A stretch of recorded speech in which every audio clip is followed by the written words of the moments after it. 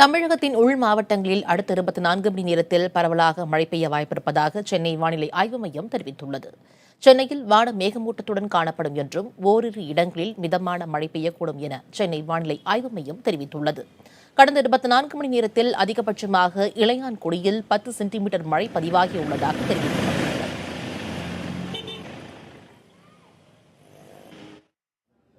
தென்மேற்கு பருவமழை கேரளா மற்றும் கர்நாடகாவில் வலுவடைந்து உள்ளது.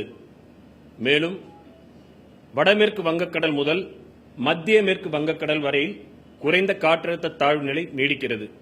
இது தமிழகத்தின் வழியே ஈரம் பகுதம் மிகுந்த காற்றினை இழுப்பதால் அடுத்த வரும் 24 மணி நேரத்திற்கு தமிழகத்தில் குறிப்பாக உள் மாவட்டங்களில் அநேக இடங்களில் மிதமான மழை பெய்யக்கூடும், ஓரிரு இடங்களில் கனமழை பெய்யக்கூடும்.